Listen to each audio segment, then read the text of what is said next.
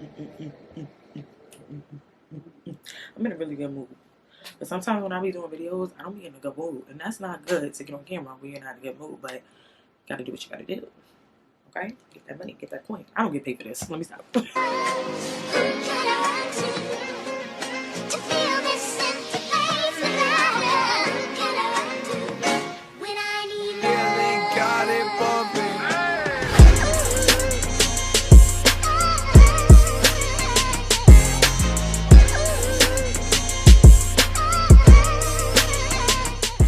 Hey everybody, it's Yoko Experience back with another video, and I know y'all, it's been a while.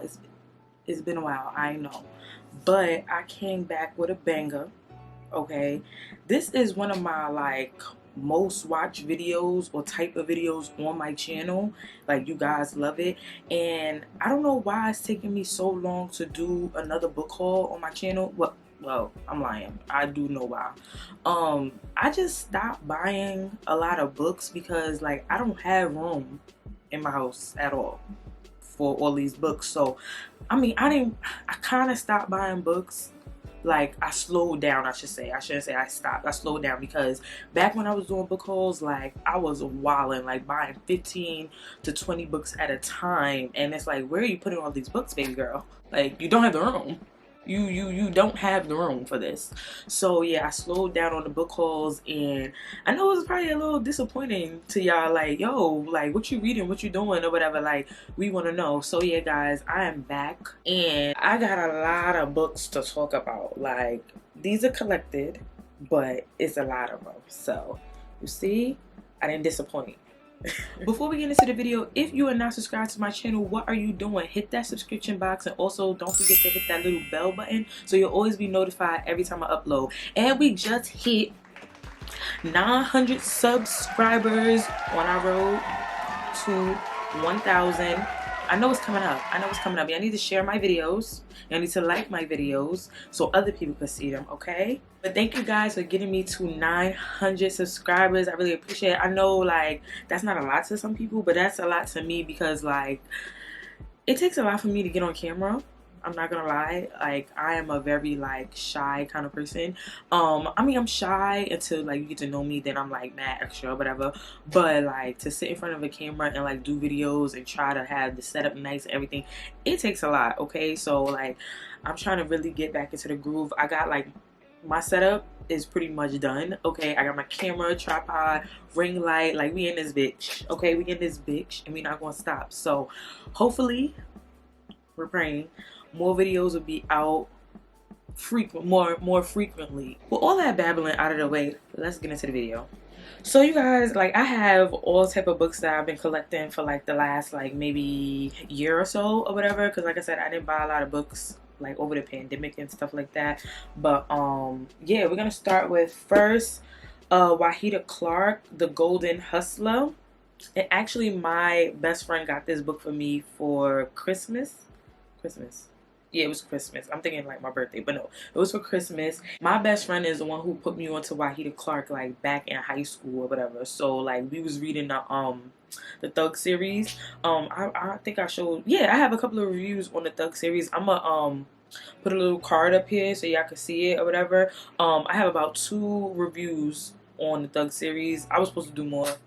We're not even gonna get into that. Yeah, so Wahida Clark is definitely like my top 10 favorite black authors. Okay, like my girl, she does a thing when she write, like for real. Like, she bring the characters to life. Like, you really think like you know these people and like you're in their shoes and shit, whatever. So her books are really good. So this book I never read before, The Golden Hustler. It says, now y'all know I gotta read the back of the book. I know some of y'all don't like that or whatever, but if it's not really spoilers, I'll read the back of the book. So I don't think this really has too many spoilers here, so we're gonna read it, and this is my channel. I'm gonna do what I want to do, period.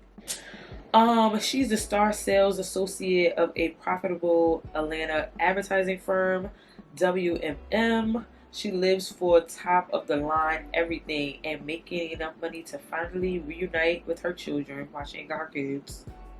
Okay. But Nina Coles is an ex-hood rat in hiding. Yo. And no amount of paper can keep her safe from ruthless FBI agent who was determined to take down the shady company she works for. Now Nina's vicious, greedy boss, Ronaldo, Ronaldo, yo, is defying the feds and endangering everyone to rack up several last scores. Her conniving ex-partner Akil is playing Nina against WMM and the mob to get his hands on the company's multi-million-dollar stash. And sexy undercover cop Rick is providing to be one danger Nina cannot figure out or get enough of. Between betrayal, lies, murder, Nina must risk everything on one last deadly hustle that almost guarantees win or lose all. Oh wow, this sounds good. This sounds like a couple of books I already read, but I know Wahida gonna bring her own little spin to it. So yeah, this is The Golden Hustler. Gotta put this on my TBR. Most of all these books are urban fiction except for two. I was about to say one, except for two. So this is one of them, and it's Harry Potter and the Cursed Child. And this is the book that I don't have from the series. Now, of course, this is not from the original J.K. Rowling series. This is written by like fans and stuff like that, and it's a screenplay or like a playbill. Is it playbill? Anyway, it's the script to the play that's on Broadway in New York City. So I really was interested in reading this. First of all, I got the book from the Harry Potter store. I should have vlogged when I went to the Harry Potter store. I don't know what I was thinking, but like I was with friends from out of town and I vlog with them all the time. And this time I just didn't feel like having a camera all in their faces or whatever, even though I don't think they would have mind. But it was just a vibe. Like we was chilling, we was moving and grooving and having a good time. So I didn't vlog. But hopefully I could go there again and I'm definitely going to vlog because if you're into Harry Potter, like, it's like heaven in there, okay? I am a proud Hufflepuff, but I got a little Slytherin tendencies a little bit, I think, because, yeah, I'm going off on a tirade, but I took the test on Pottermore or the Wizarding World now, like 4 times, and every time I got Slytherin. And then one time I took the BuzzFeed, test and I got Slytherin, so I think, like, the Pottermore Wizarding World one is more accurate, but that little Slytherin is in there, okay? But I'm definitely a proud Hufflepuff. So, yeah. Anyways, got this book. So this Harry Potter and the Cursed Child is about Harry's son's journey at Hogwarts and just being the son of Harry Potter, the chosen one, the boy who lived, and you know the struggles that he's going through at the school and stuff like that. That's mostly what I know about it. Yeah, it's 19 years after the 8th story. So I'm looking forward to reading this because I know I've been trying to avoid like a lot of stuff about this book because I want to read it on my own, and it's been like very mixed reviews on it, and I'm a person that I don't go off of what other people say, like that's their opinion about the book, but I may really like the book even though they hated it. So, or I could hate the book and they really like this. So I just like having my own opinion on books no matter of the reviews. If I'm interested, I'm gonna get it and I'm gonna read it. So yeah, this Harry Potter and the Cursed Child. Harry Potter, like all-time favorite like book series, definitely up there, okay? This next book, like, I think this is one of the reasons why I love reading so much, because this book and this author has to be like one of the first urban fiction books that I've read, and I think I'm gonna do a video of like my top 10 urban fiction favorites or recommendations or something like that. I'm definitely gonna do this, and this book is gonna be on it. So without further ado, it is Be More Careful by Shannon Holmes. Shannon Holmes is definitely one of my top favorite authors. Okay, when I mean his pen game is crazy, and he, like, listen, if you never read Be More Careful and you call yourself like a urban fiction reader, a hood book reader, a street lit reader, you're not, because how have you never read Be More Careful? I definitely read Be More Careful when I was like, I had to be like, I was young as fuck. I had to be like maybe 11 or 12, and it's because my older sister, what the hell is like stuff falling? My older sister had the book and she just let us read it. Me and my niece or whatever. Me and my niece are like around the same age, so we was reading it at the same time. It was this, and it was like, it was a couple of other books that we were reading at the time. And I got hooked, like hooked on urban fiction books because of this book. This is like when you talk about classics, like it's True to the Game, The Coldest Winter Ever, all those type of books, all those books by those authors, like this is up there. This is the epitome. Like I feel like a lot of street lit authors and stuff like shape their books around this book. Like they had some kind of inspiration from this book, not just this book but the other books that I just mentioned. So this is the 20th anniversary cover. This came out I think in November of 2020. Yeah, in November of 2020. So the original book came out in November 2000 or 2000. I don't know if it exactly came out in November, but yeah, it came out in 2000, and like it shaped like urban fiction to me, street lit to me. Like this book is about Netta and the Pussy Pound. Is based in Baltimore, you know, B-more. And these girls are based, I'm not even gonna get into the whole entire story. I'm gonna do a book review on this, but like just know, be more careful. Top 5 and not number 5. So next I have Ashley Antoinette's Butterfly 3. If you watch my To Be Read that came out last year, I have the first 2 books of Butterfly, Butterfly 1, Butterfly 2, and this is Butterfly 3. Ashley just got finished writing book 4 to this series as well, and I only read book 1. I didn't even read book 2. I said I was going to read it in that To Be Read, and I didn't even get around to it because I started reading other things. But yeah, I can't read the back of this book because I didn't even read part 2, even though I'm in the reading group, and they kind of spoil it a little bit, but for the most part I don't know what happens in the second or third book. But book 4 is coming out very soon, and yeah, you know, I had to add it to my collection even though I didn't finish reading it, but I'm going to read it. Like, please believe, even if I don't make a video about it, I'm gonna read the book and the series, like the series overall. I don't know how many more books she's gonna put in the series. I think that's the last book of the series, but I'm not sure. Ashley will say like this is the last book, and then she'll write a whole nother one. So we may have a series of 4 or 5 or 6, you never know.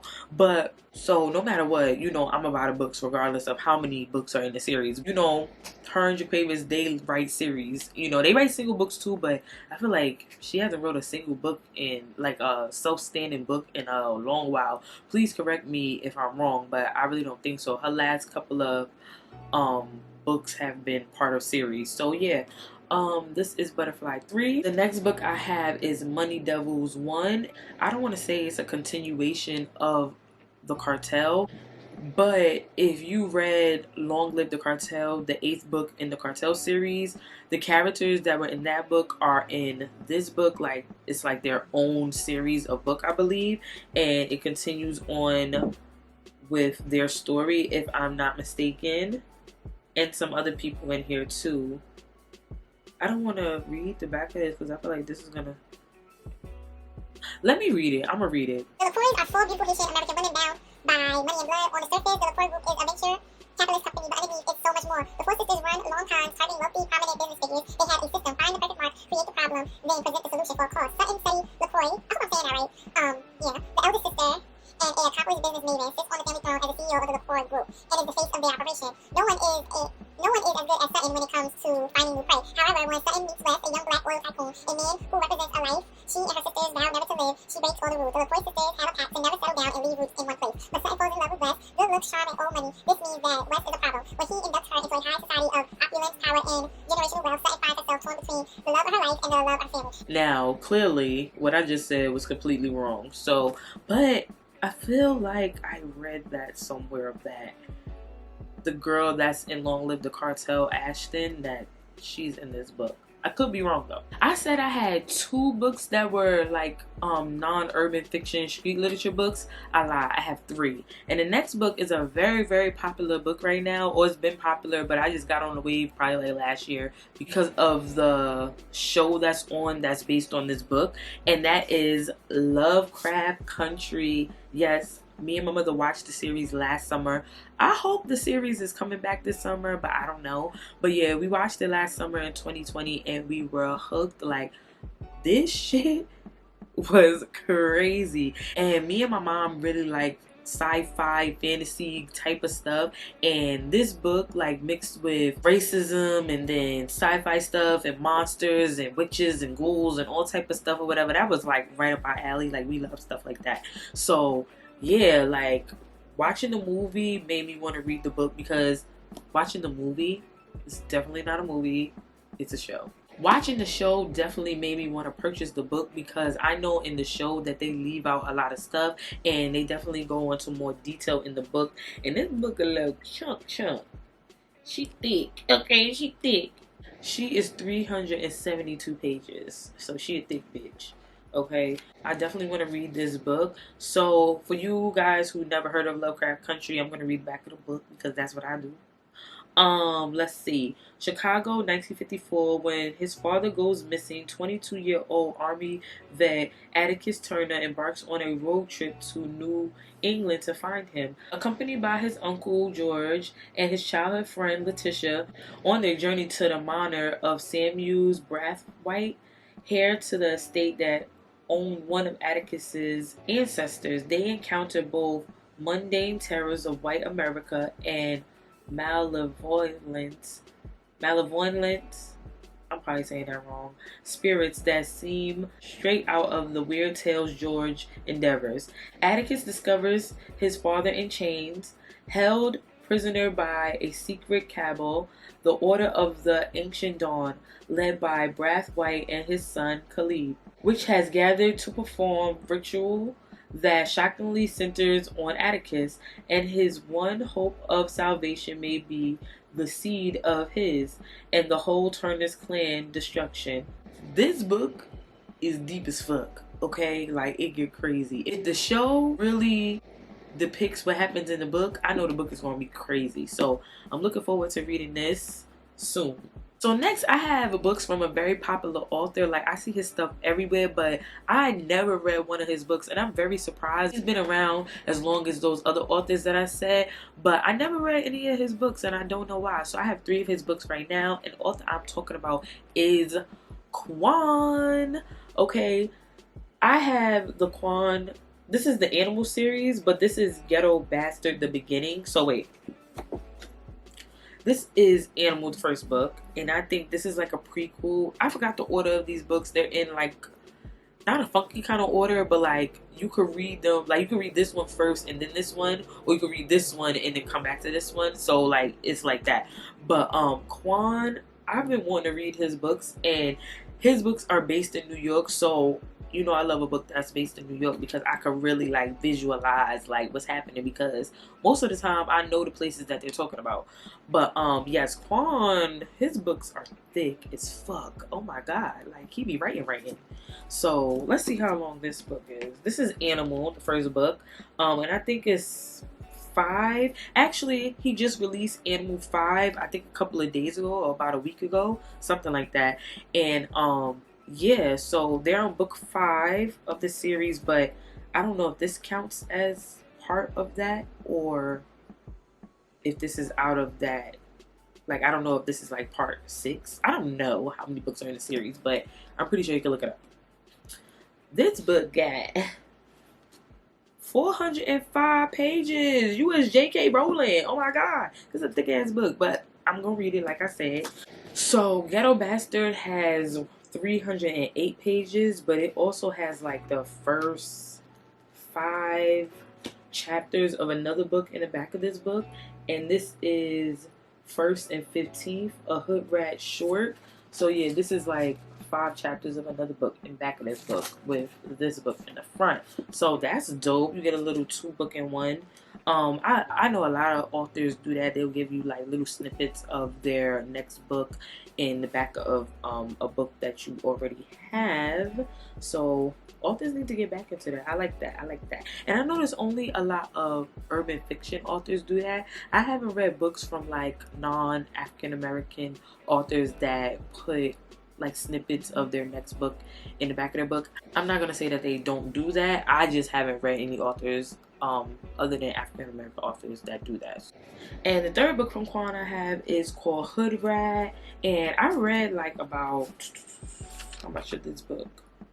I read 6 chapters of this book, and this book is pissing me the fuck off. Like, I think that's why I didn't finish it just yet. And this book has 356 pages, so like, Quan, you be writing, okay? You be writing, like, damn. And I like that about you, Quan, because like, you don't be trying to like stretch your series out or whatever. You just make a book. Like, you don't try to make like a series into 3, 4, or 5 parts when it's not really necessary. So yeah, I could appreciate that, and that's no shade. I'm just saying that's what I noticed. So I'm just gonna read the back of Animal. I'm not gonna read the back of the other 2 Quan books, especially the Ghetto Bastard one, because I think it's gonna spoil me reading this book. So, one bullet changed everything. 3 years after narrowly escaping a one-way trip to the gas chamber, the fugitive known as Animal finds himself drawn back to the scene of the crime, Harlem, New York. Throughout the entire time in exile, the only thing that kept Animal going was the thought that he would one day be reunited with his soulmate Gucci.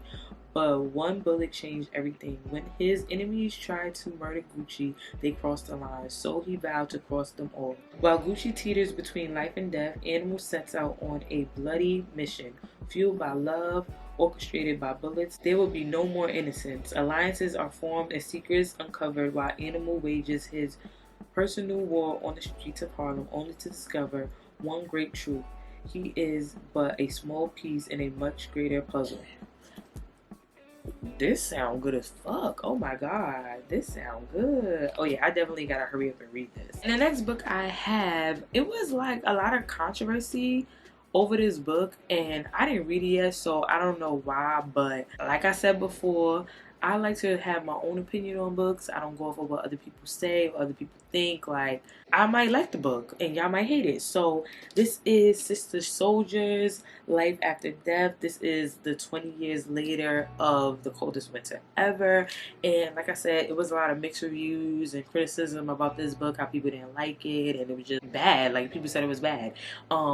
Even one of my friends, she read it and she said she didn't like it, but I'm gonna read it on my own and have my own opinion on it. And yeah, Sister Soldier, like The Coldest Winter Ever, the original book, I have it like literally right there staring at me, is like one of my favorite books. Like I said, when you talk about hood classics, The Coldest Winter Ever is a hood classic. Now, maybe this didn't live up to that. I don't know. I shall see.